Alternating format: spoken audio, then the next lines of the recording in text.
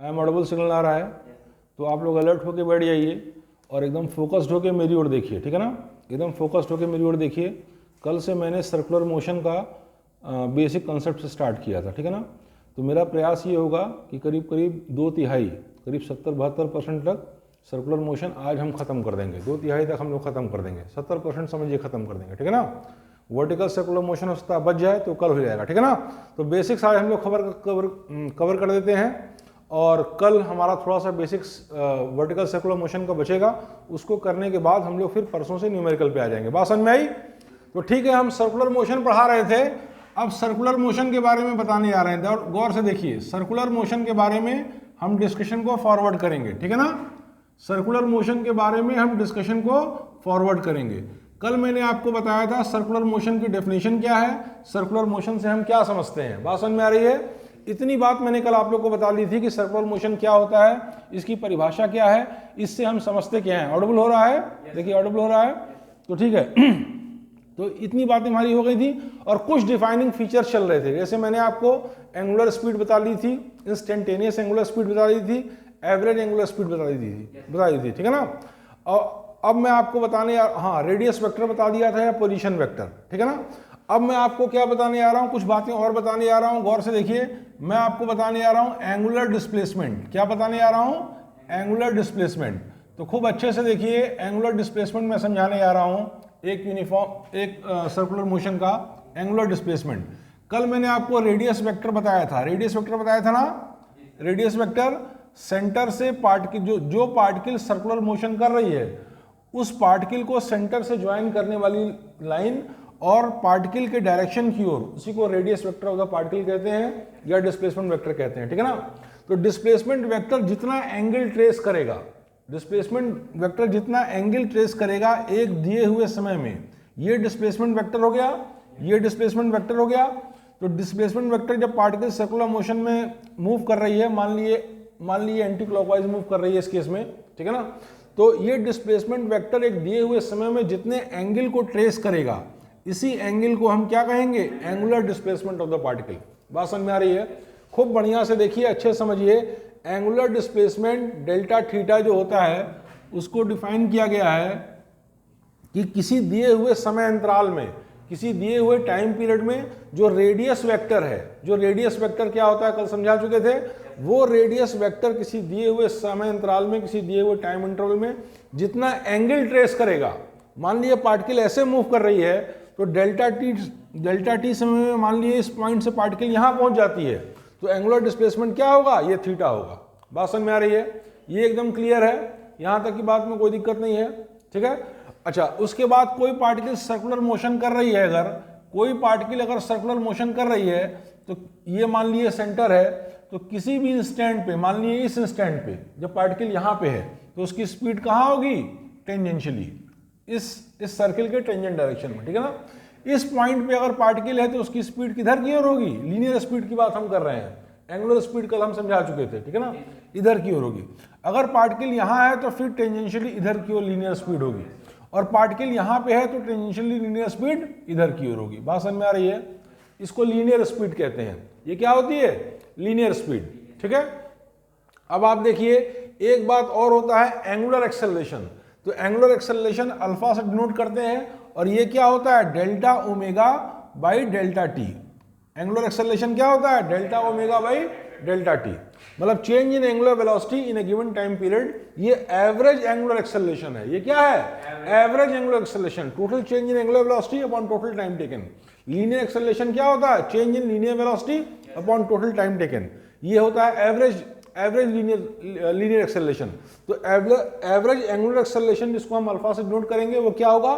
Change in angular velocity upon time period, ठीक है ना। ये हो जाएगा एवरेज एंगुलर वेलोसिटी।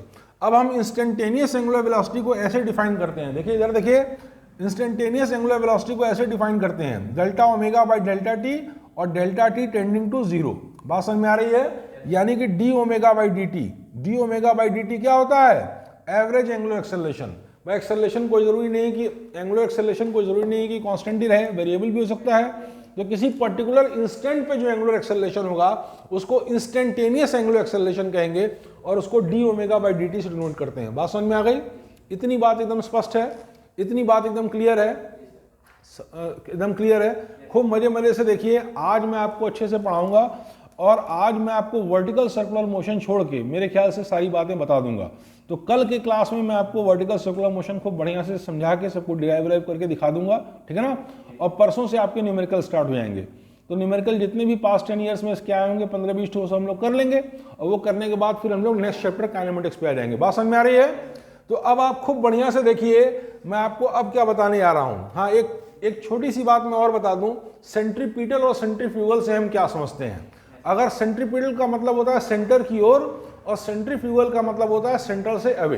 बात समझ में आ रही है? अगर कोई पार्टिकल सर्कुलर मोशन कर रही है, खूब गौर से देखिए, अगर कोई पार्टिकल सर्कुलर मोशन कर रही है, खूब बढ़िया से देखिए, तो दो टर्म होते हैं, सेंट्रीपिटल और सेंट्रीफ्यूगल। बात समझ में आ रही है? सेंट्रीपिटल का मतलब होता है सेंटर की ओर, ठीक है ना, और सेंट्रीफ्यूगल का मतलब होता है सेंटर से अवे। इतनी बात समझ में आ रही है?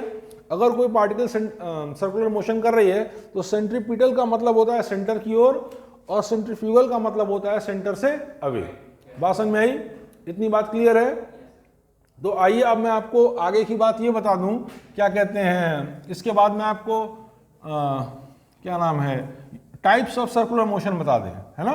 टाइप्स ऑफ सर्कुलर मोशन, दो तरह के सर्कुलर मोशन होते हैं, एक यूनिफॉर्म सर्कुलर मोशन, एक नॉन यूनिफॉर्म सर्कुलर मोशन। तो थोड़ा सा डिस्कशन इसके बारे में कर लें, थोड़ा सा डिस्कशन इसके बारे में कर लें, और उसके बाद आप हाँ टाइम पीरियड ऑफ फ्रीक्वेंसी बता दे रहे हैं। अभी टाइम पीरियड ऑफ फ्रीक्वेंसी बता दे रहे हैं, छोटी सी बात है। देखिए, सर्कुलर मोशन का टाइम पीरियड क्या होता है? सर्कुलर मोशन का टाइम पीरियड क्या होता है? जितने समय में वो पूरा एक चक्कर मारे। कोई पार्टिकल अगर सर्कुलर मोशन में है तो जितने समय में पूरा एक चक्कर मार लेती है, एक बार रिवॉल्व कर जाती है, उस पूरे समय को टाइम पीरियड कहते हैं। बात समझ में आई? ये सब आप पहले से भी क्लास 9, 10 से भी ये सब जानते ही हैं। और फ्रीक्वेंसी क्या होता है? टाइम पीरियड का इनवर्स। फ्रीक्वेंसी क्या होता है? टाइम पीरियड का इनवर्स, ठीक है ना। टाइम पीरियड बराबर होता है 2 पाई बाई ओमेगा। अगर एंगुलर स्पीड ओमेगा है तो टाइम पीरियड होता है 2 पाई बाई ओमेगा, ठीक है ना। अगर ओमेगा कांस्टेंट है, तो अगर ओमेगा कांस्टेंट है तो टाइम पीरियड होता है 2 पाई बाई ओमेगा, जहां ओमेगा क्या है? Angular speed. बात समझ में आई? और टाइम पीरियड को डिफाइन किया गया total time taken by the particle in one complete revolution. एक कंप्लीट रिवोल्यूशन में इतना समय लेगी पार्टिकल, उसको टाइम पीरियड कहते हैं। बात समझ में आ रही है? उसके बाद देखिए कि फ्रीक्वेंसी को क्या कहेंगे? Frequency is inverse of time period, मतलब कितना चक्कर एक सेकंड में मारती है। कोई पार्टिकल जो सर्कुलर मोशन कर रही है, एक सेकंड में कितना चक्कर मारती है, ये हाँ, उस नंबर ऑफ राउंड्स को हम कहते हैं, जो कि एक सेकंड में एक पार्टिकल मार रही है ड्यूरिंग सर्कुलर मोशन। इधर देखिए, ध्यान से देखिए, रिपीट ना करिए। उसको कहेंगे फ्रीक्वेंसी। उसको कहेंगे, क्या कहेंगे? फ्रीक्वेंसी। और उसकी यूनिट होती है सेकंड इनवर्स। क्या यूनिट होती है? Second inverse. अच्छा, अब नेक्स्ट देखिए, टाइम पीरियड क्या होता है? वो समय जिसमें एक पार्टिकल पूरा एक चक्कर मार देती है, ठीक है ना। अगर ओमेगा कांस्टेंट है तो time period 2 pi by omega होगा, ठीक है। तो यहां तक के डिस्कशन आपके खत्म हो गए। अब मैं आपको बताने जा रहा हूं टाइप्स ऑफ सर्कुलर मोशन, और टाइप्स ऑफ सर्कुलर मोशन के बाद मैं आपको बताऊंगा कि difference between circular motion and projectile motion. ये दो बातें बता दे रहा हूं, ठीक है ना, और फिर धीरे धीरे डिस्कशन को आगे बढ़ाऊंगा। बात समझ में आ रही है? सारे पॉइंट्स मैंने कल लिखा दिए थे, सारे पॉइंट्स दिखा दिए थे कि क्या क्या इस चैप्टर में पढ़ाना है, ठीक है। तो मैं पढ़ाता जा रहा हूं, अगर कोई पॉइंट मिस होगा तो हमको तुरंत बोल दीजिएगा, हम फिर फट से बोल देंगे। बात समझ में आ रही है? तो अब आप गौर से देखिए, सर्कुलर मोशन क्या होता है ये तो आप समझ गए। सर्कुलर मोशन क्या होता है ये तो आप समझ गए। सफाई से मिट नहीं रहा है ये, वो पानी वाला रखना चाहिए ना, कहाँ गया वो?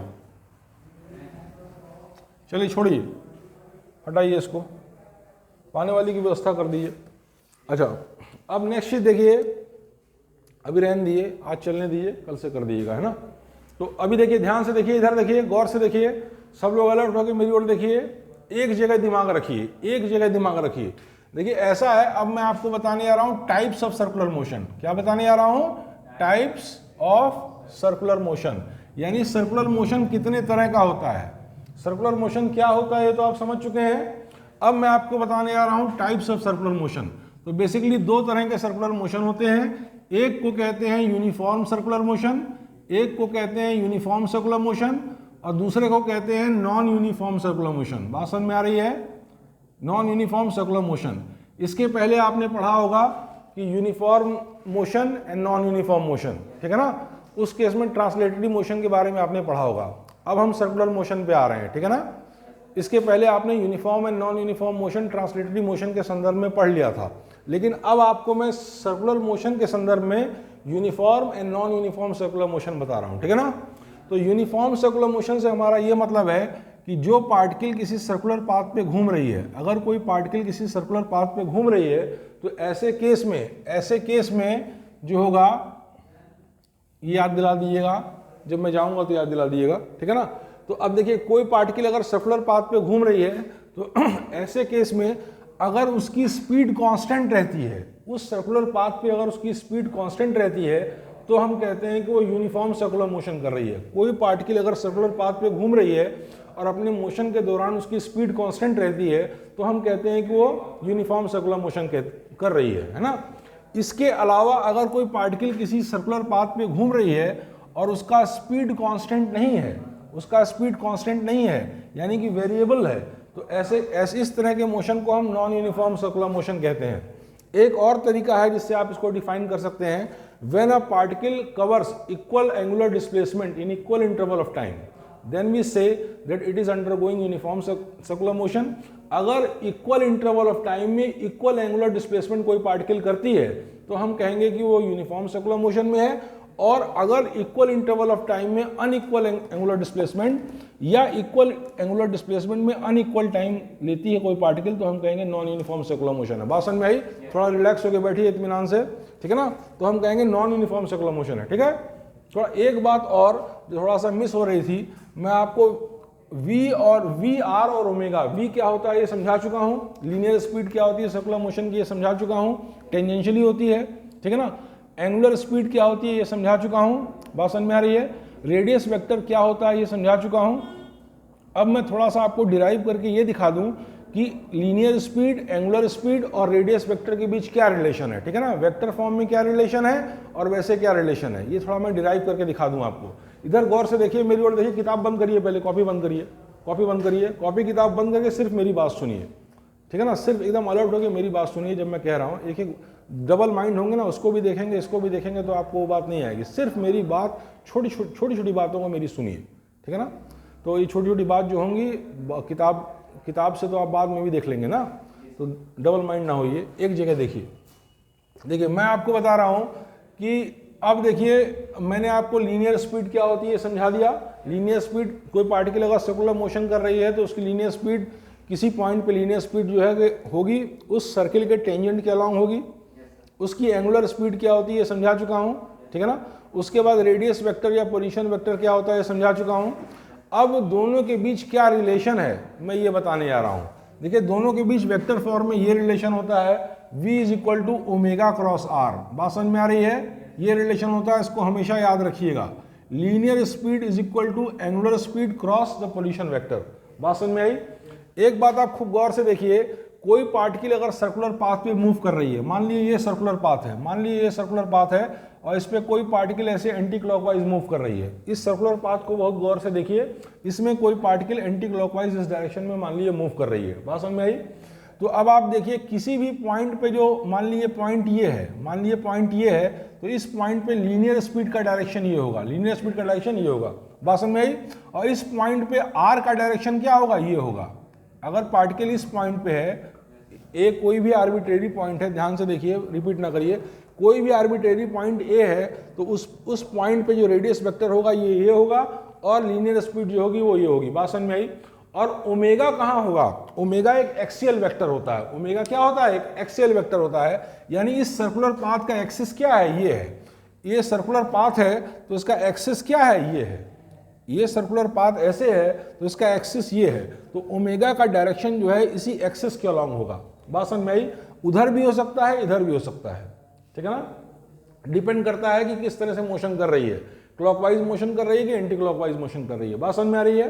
तो अब आप देखिए, अगर इस पॉइंट ए पे हम आर्बिट्रेरली चूज करते हैं तो इस पॉइंट पे लीनियर वेलोसिटी इधर और डिस्प्लेसमेंट वेक्टर कहाँ पे है? इधर की ओर, रेडियस वेक्टर। और एंगुलर स्पीड जो ओमेगा जो मैंने डिफाइन किया था वो एक वेक्टर क्वांटिटी है। ओमेगा क्या है? एक वेक्टर क्वांटिटी है और उसका डायरेक्शन इस सर्किल के एक्सिस के अलॉन्ग होगा। तो एक्सिस ये होगा, एक्सिस ये होगा, अगर इस सर्कुलर पाथ में घूम रही है तो एक्सिस ये होगा। तो ओमेगा एक एक्सियल वेक्टर है, यानी कि एक्सिस के अलॉन्ग है। बात समझ में आ रही है? एक्सिस के अलॉन्ग है। और मैंने आपको ये रिलेशन बताया v is equal to omega cross r. तो अगर मान लीजिए कि ओमेगा इधर की ओर है, ओमेगा इधर की ओर है मान लीजिए, ठीक है ना, तो इस अगर ये ऐसे मूव कर रहा है, अगर ये ऐसे मूव कर रहा है एंटी क्लॉकवाइज, तो ओमेगा अंदर की ओर हुआ, ठीक है ना, ओमेगा अंदर की ओर हुआ। और अंदर की ओर ऐसे ओमेगा है, तो ओमेगा क्रॉस आर जब आप करेंगे, ओमेगा क्रॉस आर, तो देखिए v के डायरेक्शन में जा रहा है। बात समझ में आ रही है? ओमेगा क्रॉस आर, अभी मैं प्रूफ करके दिखा दे रहा हूं इस बात को। जैसे इस केस में अगर एंटी क्लॉकवाइज मूव कर रहा है तो ओमेगा तो एक्सियल वेक्टर है यार, या तो बाहर की ओर होगा या अंदर की ओर होगा, एक्सिस के अलॉन्ग। बात समझ में आ रही है? लेकिन अगर इस तरह से मूव कर रहा है तो ओमेगा अंदर की ओर, ठीक है ना। तो ओमेगा क्रॉस आर देखिए v के डायरेक्शन में, ओमेगा क्रॉस आर देखिए v के डायरेक्शन में। बात समझ में आ रही है? इसको मैं प्रूफ करके भी दिखा दे रहा हूं। तो देखिए ऐसा है, आप क्लास 6, 7, 8, 9 से ही 10 से ही पढ़ते आए हैं कि एंगल बराबर कितना होता है, एंगल बराबर कितना होता है, आर्क बाई रेडियस। ये पढ़ते आए कि नहीं पढ़ते आए हैं? एंगल बराबर आर्क बाई रेडियस। मैं प्लेन एंगल की बात कर रहा हूं, सॉलिड एंगल की बात नहीं कर रहा हूं। एंगल बराबर आर्क बाई रेडियस होता है। बात समझ में आई? तो आर्क क्या होता है, मान लीजिए डी थीटा है, रेडियस को आर से डिनोट करिए और आर को एस से डिनोट करिए, या आर से डिनोट कर दिए, कुछ भी डिनोट कर दिए। बात समझ में आ रही है? अब दोनों साइड जब आप डिफरेंशिएट करेंगे तो क्या हो जाएगा, यहां आ जाएगा D R by D T. दोनों साइड टाइम्स के रिस्पेक्ट में डिफरेंशिएट कर दिए, दोनों साइड क्या करिए, टाइम के रिस्पेक्ट में डिफरेंशिएट कर दिए। तो यहाँ D are by D T आ जाएगा और वो हो जाएगा v, और यहाँ हो जाएगा D theta by D T जो हो जाएगा ओमेगा। तो v is equal to omega cross R. आ गया कि नहीं आ गया? बोलिए, ये रिलेशन आ गया? अरे गौर से देखिए यार, मैं कह रहा था कि v is equal to omega cross r, जहां ओमेगा लीनियर स्पीड है जो कि एक एक्सियल वेक्टर है, यानी कि एक्सिस के अलॉन्ग होगा, ठीक है ना। अगर पार्टिकल इस प्रकार से मूव कर रही है तो एक्सिस के अलॉन्ग इनवर्ड होगा। अगर पार्टिकल क्लॉकवाइज मूव कर रही है तो एक्सिस के अलॉन्ग बाहर होगा। बात समझ में आ रही है? और v is equal to omega cross r, ठीक है ना। इसको मैं प्रूफ करके दिखा रहा हूं। आप क्लास 9, 10 से पढ़ते हैं कि एंगल बराबर आर्क बाई रेडियस। तो आर्क कितना हो गया, आर्क कितना हो गया, आर्क को आप आर से डिनोट कर लीजिए, आर्क को आर मान लीजिए। आर्क बराबर radius r into delta theta. अब दोनों साइड डिफरेंशिएट कर दीजिए तो d are by D T क्या होगा, हाँ मतलब d are by D T क्या होगा, v, और v इज इक्वल टू, और d theta by D T क्या होगा, ओमेगा। तो v is equal to omega cross r. बात समझ में आ रही है? ठीक है ना। तो अब जैसे इसी फिगर में देखिए, इस पॉइंट पे v का डायरेक्शन ये है, रेडियस वेक्टर का डायरेक्शन ये है, और ओमेगा का डायरेक्शन इस एक्सिस के अलॉन्ग है। और चूंकि पार्टिकल क्लॉकवाइज मूव कर रही है, एंटी क्लॉकवाइज मूव कर रही है, इसलिए इनवर्ड्स है। तो इनवर्ड्स करिएगा ओमेगा क्रॉस आर, तो ये डायरेक्शन आएगा, यानी v का डायरेक्शन आएगा। बात समझ में आ रही है? इतनी बात एकदम क्लियर है। इन सब बातों का इस्तेमाल मैं क्वेश्चन लगाते समय करूंगा, इसलिए ये सारी बात आपको एकदम क्लियर होनी चाहिए। कॉन्सेप्ट्स के साथ कोई कंप्रोमाइज़ नहीं। बात समझ में आ रही है? न्यूमेरिकल तो अच्छे अच्छे लोगों से भी फंस सकते हैं, ठीक है ना। तो एक दो फंस भी सकते हैं, ऐसा नहीं है, फंसने के बाद फिर मतलब थोड़ी देर बाद लगेंगे, ऐसा हो सकता है। लेकिन बेसिक्स एकदम आना चाहिए। बेसिक्स आपको एकदम, ये क्या है, ओमेगा क्या है, आर क्या है, वी क्या है, रिलेशन क्या है, ये सब बात एकदम स्पष्ट होनी चाहिए। बात समझ में आई? अच्छा, अब नेक्स्ट चीज देखिए, अब मैं आता हूँ, ये पुरानी बात जो छूट रही थी वो मैंने कवर कर दी। अब नई बात आ रहा हूँ, types of circular motion. Types of circular motion basically दो तरह के होते हैं, uniform circular motion, non uniform circular motion, ठीक है ना। अगर कोई पार्टिकल सर्कुलर मोशन में है और उसकी स्पीड, लीनियर स्पीड कांस्टेंट रहती है, तो हम कहते हैं यूनिफॉर्म सर्कुलर मोशन में है। अगर लीनियर स्पीड कांस्टेंट नहीं रहती है तो हम कहते हैं नॉन यूनिफॉर्म सर्कुलर मोशन में है। बात समझ में आई? देखिए, इसको ऐसे डिफाइन भी कर सकते हैं शब्दों में कि if a particle undergoes equal angular displacement in equal interval of time, ठीक है ना, then we say that the particle is undergoing uniform circular motion, whereas if a particle undergoes unequal angular displacement in equal interval of time or equal angular displacement in unequal interval of time, then we say that it is moving in non-uniform circular motion. बात समझ में आई?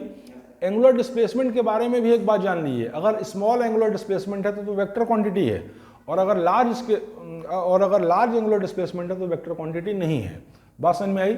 और angular displacement का भी जो direction होता है, angular displacement अगर स्मॉल है तो वेक्टर क्वांटिटी है, और उसका डायरेक्शन कहाँ होता है, ओमेगा के अलॉन्ग, यानी कि एक्सियल वेक्टर है, एंगुलर डिस्प्लेसमेंट भी क्या है, एक एक्सियल वेक्टर है। बात समझ में आई? ये सब छोटी छोटी बात आप जानते रहिए जिससे सवाल लगाने में आपको आसानी हो। बात समझ में आई? अब थोड़ा सा हम इन डेप्थ स्टडी कर लें यूनिफॉर्म सर्कुलर मोशन की और नॉन यूनिफॉर्म सर्कुलर मोशन की, ठीक है ना। यूनिफॉर्म सर्कुलर मोशन में क्या होता है, लीनियर स्पीड क्या होती है, कांस्टेंट होती है। बात समझ में आई? और लीनियर स्पीड कांस्टेंट है और एंगुलर स्पीड क्या होती है, कांस्टेंट होती है अगर यूनिफॉर्म सर्कुलर मोशन है, ठीक है ना। अब बताइए यूनिफॉर्म सर्कुलर मोशन में अगर स्पीड कांस्टेंट है तो एक्सेलरेशन तो लगेगा नहीं, एक्सेलरेशन तो लगेगा नहीं। यूनिफॉर्म सर्कुलर मोशन में अगर स्पीड कांस्टेंट है तो एक्सेलरेशन तो लगेगा नहीं। अरे क्यों नहीं लगेगा यार, सर्कुलर पाथ पे घूम रहा है तो एक्सेलरेशन लगेगा ना। एक्सेलरेशन तो देखो ऐसा है, ये सर्कुलर पाथ पे घूम रहा है तो स्पीड भले कांस्टेंट है, स्पीड कांस्टेंट है, वेलोसिटी नहीं कांस्टेंट है। एक मिनट रुकिए, स्पीड कांस्टेंट है, वेलोसिटी नहीं कांस्टेंट है। वेलोसिटी तो वेरिएबल है क्योंकि इस पॉइंट, रुक जाइए, इस अगर मान लीजिए स्पीड कांस्टेंट भी है, यूनिफॉर्म सर्कुलर मोशन है, तो इस पॉइंट पे वेलोसिटी इधर, इस पॉइंट पे वेलोसिटी इधर, इस पॉइंट पे वेलोसिटी इधर, इस पॉइंट पे वेलोसिटी इधर। अगर ये यूनिफॉर्म सर्कुलर मोशन है तो इसकी स्पीड कांस्टेंट है, यानी मैग्नीट्यूड ऑफ वेलोसिटी कांस्टेंट है, लेकिन वेलोसिटी का डायरेक्शन तो चेंज कर रहा है। तो क्या होगा, क्या होगा अगर वेलोसिटी का डायरेक्शन चेंज हो रहा है तो बिना एक्सेलरेशन के होगा। अगर वेलोसिटी का डायरेक्शन चेंज कर रहा है या वेलोसिटी चेंज कर रही है, रुक जाइए, वेलोसिटी कैसी क्वांटिटी है, एक वेक्टर क्वांटिटी है। तो यूनिफॉर्म सर्कुलर मोशन है तो स्पीड भले कांस्टेंट है, यानी वेलोसिटी का मैग्नीट्यूड भले कांस्टेंट है, लेकिन वेलोसिटी का डायरेक्शन तो चेंज कर रहा है। तो वेलोसिटी का डायरेक्शन चेंज कर रहा है अगर, तो बिना एक्सेलरेशन के चेंज करेगा। वेलोसिटी का डायरेक्शन चेंज करने का मतलब है वेलोसिटी चेंज कर रही है, और वेलोसिटी चेंज कर रही है तो एक्सेलरेटेड होगी कि नहीं एक्सेलरेटेड होगी। हाँ, तो अगर सर्कुलर मोशन है, चाहे यूनिफॉर्म है चाहे नॉन यूनिफॉर्म, दोनों केस में एक्सेलरेशन लगेगा। बात समझ में आई? मेरी बात समझ में आ रही है? क्योंकि सर्कुलर पाथ पे घूमने के लिए एक एक्सेलरेशन की जरूरत है। ये बहुत पहले मैं आप लोगों को बता चुका हूँ, रोटेशन में डिस्कस कर रहे थे, कुछ सवाल आए थे तो ये बात हो चुकी थी, ठीक है ना। तो चूंकि वेलोसिटी चेंज कर रही है, भले यूनिफॉर्म सर्कुलर मोशन है, तो ये इसलिए एक्सेलरेटेड है ये। बात समझ में आई? तो अब आप देखिए, अगर यूनिफॉर्म सर्कुलर मोशन है तो स्पीड कांस्टेंट, अगर यूनिफॉर्म सर्कुलर मोशन है तो क्या, स्पीड कांस्टेंट, ओमेगा कांस्टेंट, और वेलोसिटी क्या है, वेरिएबल। वेलोसिटी क्या है, वेरिएबल। और एक्सेलरेशन क्या होगा बताइए, एक्सेलरेशन, एक्सेलरेशन भी वेरिएबल होगा। एक्सेलरेशन लग रहा है, ये तो क्लियर हो गया, क्योंकि जब वेलोसिटी वेरिएबल है यानी वेलोसिटी चेंज कर रही है, तो वेलोसिटी चेंज कर रही है तो बिना एक्सेलरेशन के होगी नहीं। लेकिन क्या एक्सेलरेशन कांस्टेंट है कि वेरिएबल है? हाँ, एक्सेलरेशन भी वेरिएबल है। कारण ये है कि जब पार्टिकल इस पॉइंट पे है तो एक्सेलरेशन इधर की ओर लग रहा है, जब पार्टिकल इस पॉइंट पे है तो एक्सेलरेशन इधर की ओर लग रहा है, ठीक है ना। एक्सेलरेशन का मैग्नीट्यूड भले सेम है, लेकिन इस पॉइंट पे ऐसे लग रहा है, इस पॉइंट पे पार्टिकल है तो ऐसे लग रहा है, इस पॉइंट पे है पार्टिकल तो ऐसे लग रहा है, इस पॉइंट पे है तो पार्टिकल ऐसे लग रहा है। यानी कि जरा देखिए, ध्यान से देखिए, यानी कि एक्सेलरेशन का क्या है, एक्सेलरेशन का क्या कहते हैं, हाँ, मैग्नीट्यूड सेम है, डायरेक्शन डिफरेंट है। बोलिए नहीं बीच में, एक्सेलरेशन का मैग्नीट्यूड सेम है, डायरेक्शन डिफरेंट है। इसका मतलब क्या है कि एक्सेलरेशन भी वेरिएबल है, एक्सेलरेशन भी वेरिएबल है, ठीक है ना। एक्सेलरेशन का मैग्नीट्यूड कांस्टेंट हो सकता है जब यूनिफॉर्म सर्कुलर मोशन है। अगर यूनिफॉर्म सर्कुलर मोशन है तो एक्सेलरेशन का मैग्नीट्यूड कांस्टेंट रहेगा, लेकिन एक्सेलरेशन का डायरेक्शन चेंज होता रहेगा, ठीक है ना। तो एक्सेलरेशन भी वेरिएबल है, वेलोसिटी भी वेरिएबल है, ओमेगा कांस्टेंट है, स्पीड कांस्टेंट है, अगर यूनिफॉर्म सर्कुलर मोशन है तो। बात समझ में आ रही है? एक बात और भी है कि अगर यूनिफॉर्म सर्कुलर मोशन है तो काइनेटिक एनर्जी क्या होगी, कांस्टेंट होगी कि वेरिएबल होगी? बोलिए, अगर यूनिफॉर्म सर्कुलर मोशन है तो काइनेटिक एनर्जी कांस्टेंट होगी कि वेरिएबल होगी? अरे यार, कांस्टेंट होगी ना, क्योंकि काइनेटिक एनर्जी स्केलर क्वांटिटी है ना, और ये काइनेटिक एनर्जी बराबर कितना होगा, half m velocity speed square.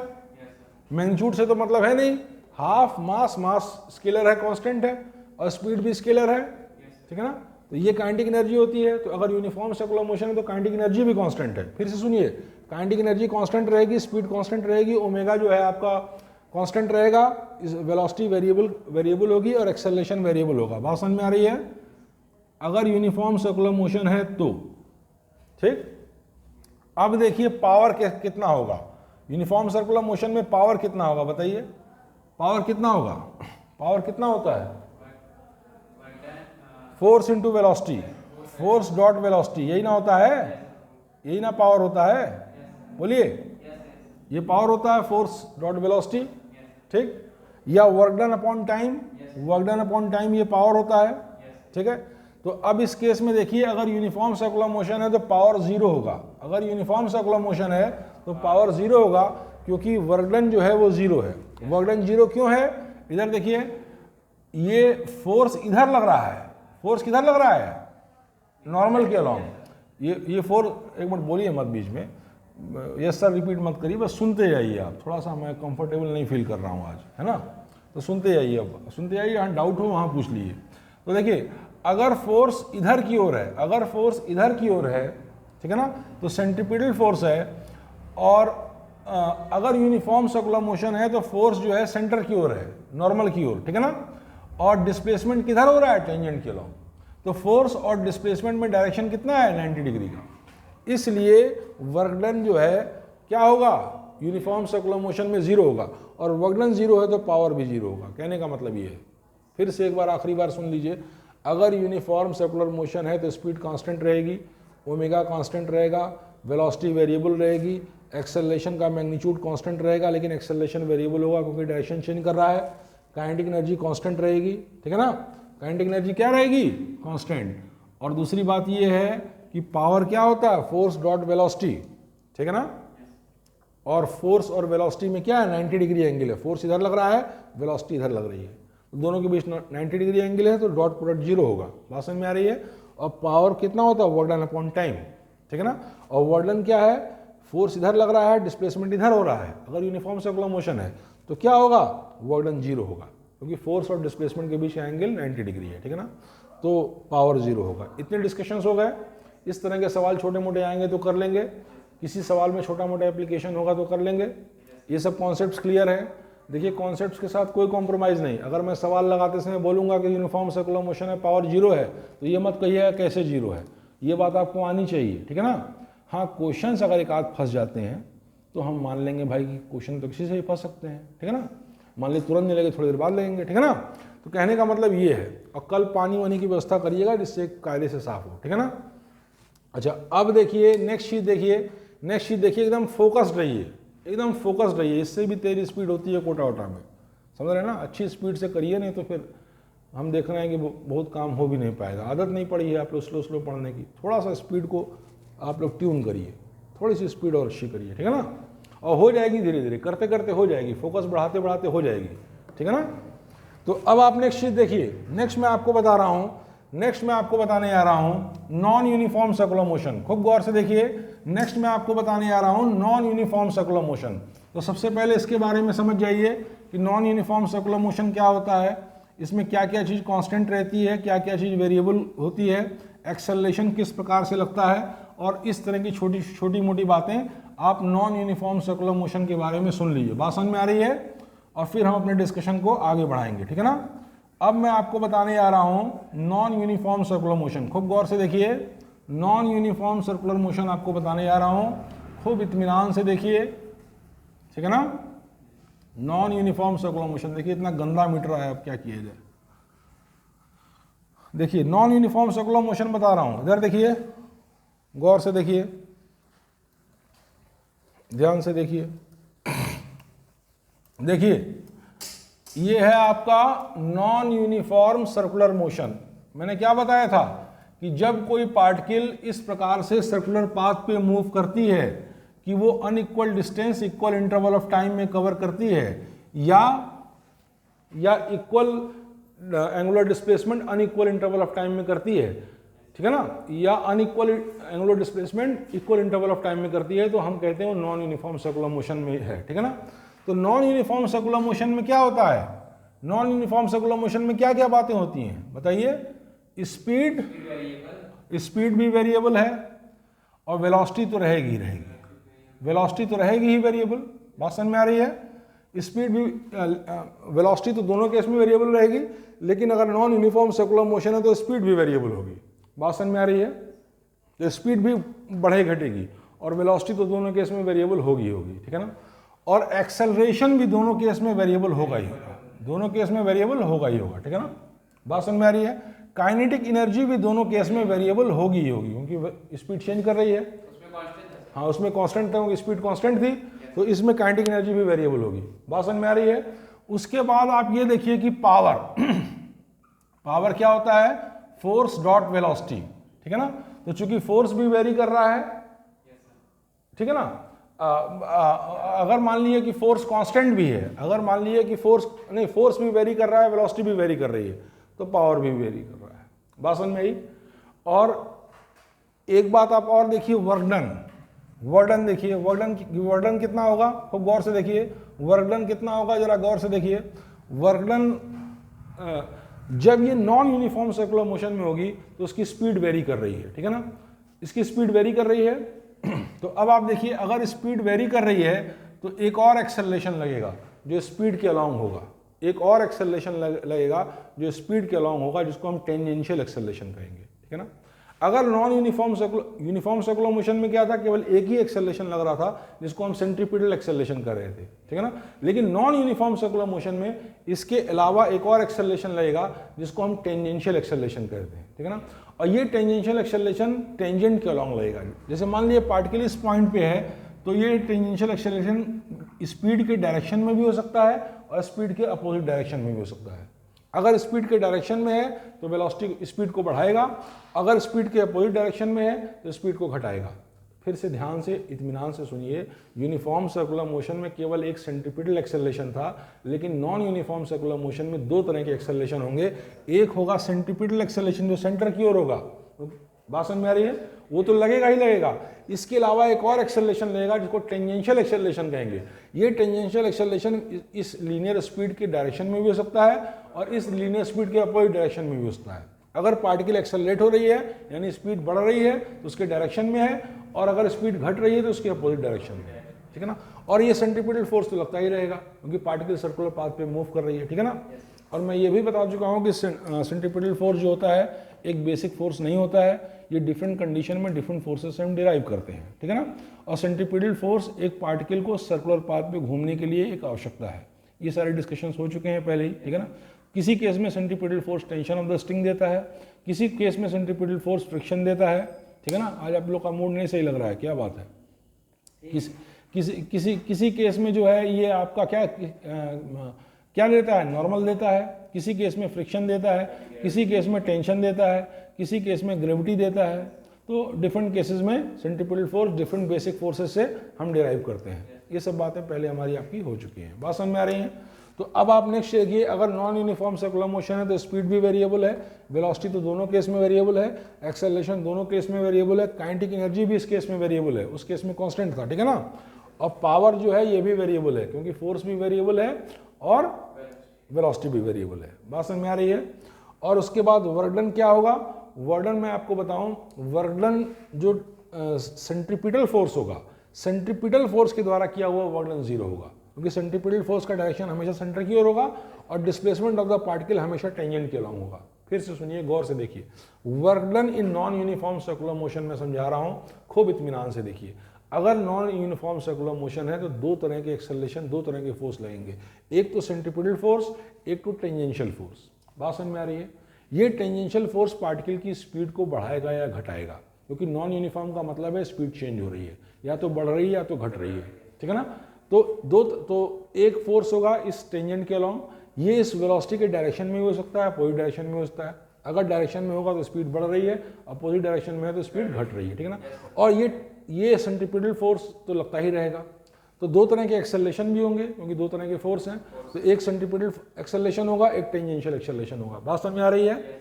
और नेट एक्सेलरेशन जो पार्टिकल का होगा वो क्या होगा, under root of tangential acceleration square plus under root of centripetal acceleration square, बात समझ में आ रही है।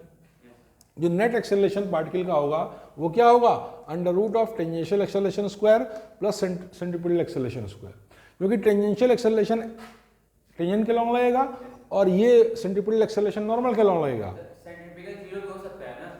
सेंट्रीपिटल जीरो कैसे होगा, सर्कुलर पाथ पे घूम रही सेंट्रीपिटल जीरो कैसे होगा भाई, सेंट्रीपिटल होगा तभी तो घूम रही है, ये सब क्या बोल रहे हो।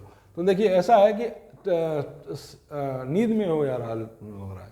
देखो ध्यान से देखो, ये ध्यान से देखिए, इस तरह की बात बहुत हल्की बात मत करिए। देखिए इधर देखिए, ये क्या कहते हैं, सेंट्रीपिटल फोर्स इधर लगेगा, सेंट्रीपिटल एक्सेलरेशन इधर लगेगा, टेंजेंशियल फोर्स इधर लगेगा, टेंजेंशियल एक्सेलरेशन इधर लगेगा, ठीक है ना, पूरा अलर्ट रहिए, ठीक है ना। अब देखिए नेट एक्सेलरेशन क्या होगा, under root of tangential square plus centripetal square, क्योंकि टेंजेंशियल जो है टेंजेंट के अलॉन्ग है और सेंट्रीपिटल जो है नॉर्मल के अलॉन्ग है, दोनों के बीच 90 डिग्री एंगल है, तो दो एक्सेलरेशन लग रहे हैं, तो नेट एक्सेलरेशन इतना होगा। बात समझ में आ रही है, इसमें कोई दो राय है, इसमें किसी तरह की कोई दुविधा है, कोई बट है। तो अब आप देखिए, अगर वर्क डन पूछे नॉन यूनिफॉर्म सर्कुलर मोशन में तो कैसे निकालेंगे। तो एक बात जानिए कि जो भी डिस्प्लेसमेंट पार्टिकल का हो रहा है वो क्या हो रहा है, टेंजेंट के अलॉन्ग हो रहा है, क्योंकि पार्टिकल की स्पीड टेंजेंट के अलॉन्ग है, पार्टिकल की स्पीड टेंजेंट के अलॉन्ग है, तो जो भी डिस्प्लेसमेंट होगा वो टेंजेंट के अलॉन्ग होगा। सेंट्रीपिटल फोर्स इधर लग रहा है, तो डिस्प्लेसमेंट और फोर्स के बीच का एंगल 90 है, तो सेंट्रीपिटल फोर्स के द्वारा किया हुआ वर्क 0 होगा, जबकि टेंजेंशियल फोर्स के द्वारा किया गया वर्क हो सकता है या तो पॉजिटिव होगा या नेगेटिव होगा। हाँ, तो ठीक है, बात समझे। तो नॉन यूनिफॉर्म सर्कुलर मोशन में क्या होगा कि सेंट्रीपिटल फोर्स के द्वारा किया हुआ वर्क डन 0 होगा, लेकिन टेंजेंशियल फोर्स के द्वारा किया हुआ वर्क डन हो सकता है। अगर टेंजेंशियल फोर्स का डायरेक्शन यही है, वेलोसिटी का ही डायरेक्शन है, यानी डिस्प्लेसमेंट का ही डायरेक्शन है, तो टेंजेंशियल फोर्स के द्वारा वर्क डन पॉजिटिव होगा। और अगर टेंजेंशियल फोर्स का डायरेक्शन वेलोसिटी के डायरेक्शन के अपोजिट है या डिस्प्लेसमेंट के डायरेक्शन के अपोजिट है, तो टेंजेंशियल फोर्स के द्वारा किया गया वर्क डन नेगेटिव होगा। बात समझ में आ रही है, इतनी बात क्लियर है। लेकिन सेंट्रीपिटल फोर्स के द्वारा किया गया वर्क डन, चाहे यूनिफॉर्म सर्कुलर मोशन हो चाहे नॉन यूनिफॉर्म सर्कुलर मोशन हो, ये हर केस में 0 ही होगा, ठीक है ना।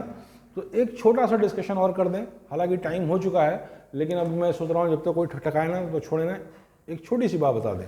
एक छोटी सी बात देखिए, सर्कुलर मोशन और प्रोजेक्टाइल मोशन में क्या बेसिक डिफरेंस है। सर्कुलर मोशन और प्रोजेक्टाइल मोशन में क्या बेसिक डिफरेंस है, बताइए।